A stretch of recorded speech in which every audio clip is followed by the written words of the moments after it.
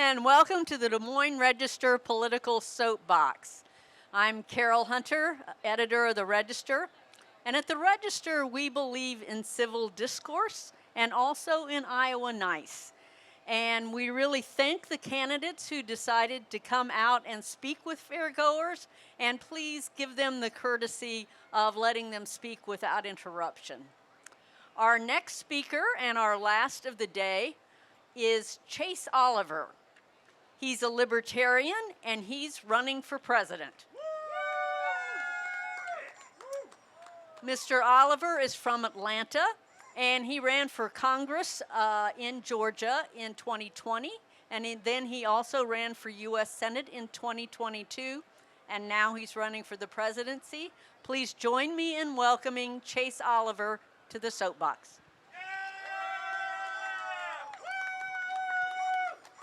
Thank you, Carol. Thank you, Iowa, for having me back here at the State Fair. I was so excited to be here last year, and I'm excited to see so many wonderful people having a great time with their friends, their family. They're eating great fried food on a stick. They're doing all the wonderful things we do at the fair, and we love to see that. We love to see ourselves living as free people, and we like to see ourselves, living a life in peace and wanting to achieve our dreams in life. Think to yourself really quick, what is that dream that seems maybe just out of reach in your life?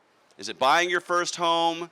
Is it sending your kids to a great school? Is it wanting to see our world at peace?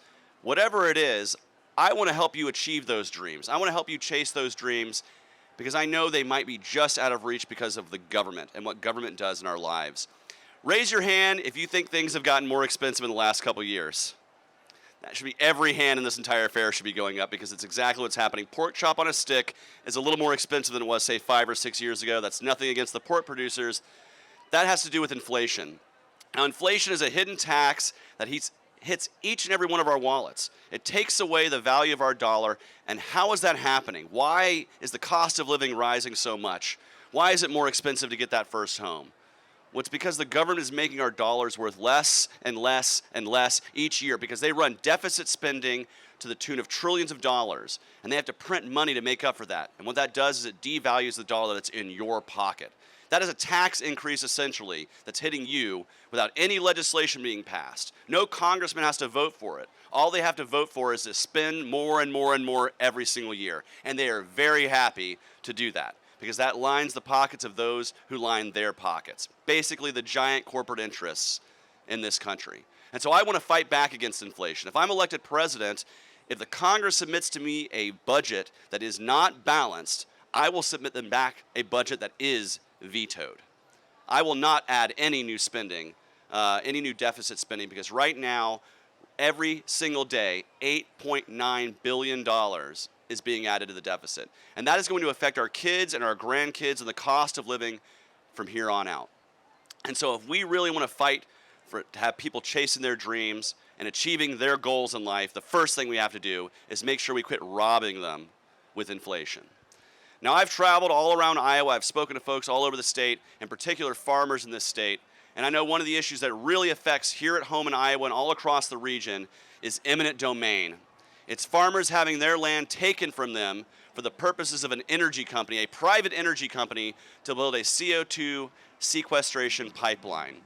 They sell this saying this is good for the environment. That's what they'll try to sell people on. But the truth is the environmental impact of these pipelines is something that nobody at Summit Energy wants to tell you about.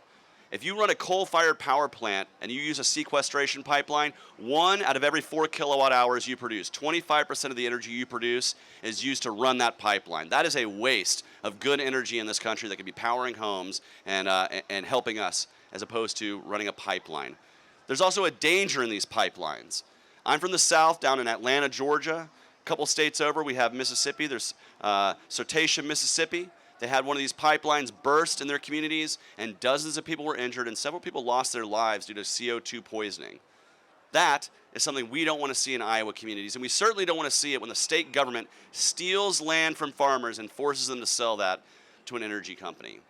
I believe that property rights are sacrosanct in this state, and that you as a farmer or you as a business owner should be able to control your property as you see fit. And if you don't want to have a pipeline that's built a few hundred feet away from your home where your kids sleep every night, you shouldn't have to. because that's the libertarian message. If you're not harming anybody, your life should be your life. Your property should be your property, and your business should be your business. It shouldn't be mine, and it shouldn't be the government's. And that's what we see in every aspect of our lives, is an abusive and intrusive and overly large government that continues to rob us of the value of our dollar, that continues to insert itself into our business, into our property. And over again, we do not have advocates either in Des Moines or in Washington, D.C. who fight for us. They fight for the people who line their pockets. They fight for the giant corporate interests that write the regulatory framework that makes it easier for big businesses to survive and make it harder for mom and pop family businesses to thrive. And that's exactly what happens here in Iowa. We see big agribusiness continuing to grow, continuing to get giveaways from government, while family farms are struggling. And why is that? Because family farmers can't pay lobbyists hundreds of thousands or millions of dollars to go lobby Congress to write the regulations they want. That is not fair. I'm tired of seeing the regular, average, working person put under the heel of an abusive federal government. And why is that? Because I am a regular working person. I was not born into privilege. I haven't served in Congress for 50 years and been an elected official. I've been a regular working person. I have to work 40 hours a week. I have to stretch paycheck to paycheck. And I have to go to the grocery store and try to see less and less filling up the cart for the same amount of money. I feel the exact same struggles that families in Iowa and all across the country are feeling. And it's time for us to have an advocate in Washington, D.C. who's ready to fight for us. And so to that end, every single decision I would make as president is thinking about how this affects the individual. I don't believe in collectivizing. I don't believe in central planning. I trust that the trillions of decisions that each and every one of you are going to make in your life will do a heck of a lot of better job deciding where resources should be allocated and what we should spend money on than 435 corrupt central planners called the U.S. Congress and Washington, D.C. And so why am I running? Because I'm running because you deserve better options on your ballot. You should not have to sacrifice your vote to say, oh, well, I'm going to pick the lesser of two evils. Dare to pick the best choice on your ballot. Compare my platform to that of Kamala Harris or Donald Trump or RFK Jr. or any other challenger.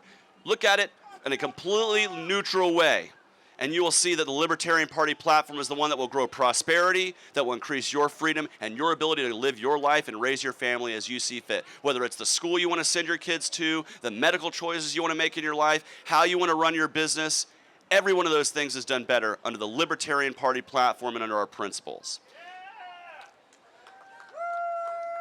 And so I'm asking you, the voters of Iowa, to dare to do something different. Chase your dreams. Empower yourselves. Don't insist that the government's going to take care of the problems for you, because let's be real, government creates a lot more problems than it solves. And we can do a heck of a lot better servicing our own neighborhoods, our own families, and our communities than somebody who's off a far away off place. And why is that? Because we know our communities better. We know our neighbors. Here in Iowa, we know, here in Iowa, folks know who they're living next to. They know who lives in their community. I've seen how tight-knit states like Iowa are. And that's true all across this country. We know each other. We care for each other. A heck of a lot better than some bureaucrat who doesn't know your name, doesn't know your story, doesn't know anything about you. And so why are we empowering bureaucrats in D.C. or in Des Moines instead of empowering individual people right here? If you're wondering the answer to that question, it's because our government is bought and paid for. It is bought and paid for by those who seek to gain their power. And when they seek to empower themselves, they are taking power away from you. Ladies and gentlemen, I seek to have something better. I want to have I want to see a government that actually serves the will of the people, that organizes itself and operates under constitutional boundaries. And that's just what we haven't had in this country. I think since my adult life, since 2001, we have seen a government that is out of control, continuing to grow year over year. And are we getting anything better out of it? I don't feel like I'm getting anything better out of it. Do you feel like you're better off now than you were 4 years ago? How about 8 years ago? No. Why? Because things are more expensive. Things are more out of reach than ever. And this is not due to one administration or another administration. It is both Democrats and Republicans colluding together. It's almost like they're fighting in some sort of choreographed performance. They're not really fighting each other. What they're doing is they're creating energy around division. It's like pro wrestling. I'm a big fan of the WWE. I love those guys. They're very athletic. They put on a great performance, but they're not legitimately fighting each other in the ring. They're two people on opposite sides who simulate combat to get us all excited, to get us all upset, to spend all our money, to spend all our energy, and then they go back behind the stage and they say, we got one over on all those marks. That's exactly how the Democrat and Republican Party thinks about each and every one of you. You are a mark. You are a dupe to them. You are somebody that they can take advantage of. I'm a libertarian. I trust each and every one of you. I care about each and every one of you, and I think you can do a heck of a lot better job than a federal government in Washington, D.C. I'm going to end this and take questions from anybody in the audience, but I want to say I'm going to wish the same thing for you that I do for each and every person in this country. I wish you a life of peace, love, and liberty. Thank you very much. Now with that, I want to take some questions from folks. I see this gentleman right here. My dream is to get the press and the politicians to address veterans issues. Will you do that? He said his dream is to get the press and politicians to address veterans issue. Well, I'm running for office, so I guess technically I'm a politician right now, so let's address those veterans issues right here and now. So, as I said, since 2001, my adult life, I think the government's been out of control, and that includes fighting wars all over the world, sending people to go fight in wars that maybe they don't need to be going to fight in. I think the best way to honor veterans is to quit creating more veterans who are injured. But those who do serve their service, they come home injured with injuries that are seen or unseen, they deserve to be cared for. Now, I'm a libertarian. I don't think the government should spend a whole lot of money on a whole lot of things. But one thing the government absolutely should spend its money on is taking care of its veterans. They have sacrificed a portion of their lives in service to this country, and we, by extension, should be offering services to them. Full health care coverage, job trainings. You mentioned computer trainings for older veterans, sir, when I talked to you earlier today. That's something that the VA can help facilitate for more people. I also think there are organizations, independent veteran organizations, that we can partner with that can help train older veterans who are outside of the VA system. But I want each and every veteran to be cared for. Why? I'm not a veteran, but I have many friends who are. I have friends who have gone several tours of duty, both in Iraq and Afghanistan, and they have come home with health care challenges that they need addressed, and I thank God that they were able to get those things. But not everybody is, and there are far too many who are suffering in this country who have sacrificed their lives. We see far too many homeless veterans, for instance.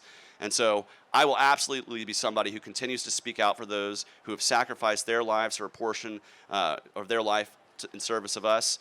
Veterans deserve all the respect in the world, and I'll keep shouting the alarm. And thank you for the question, sir.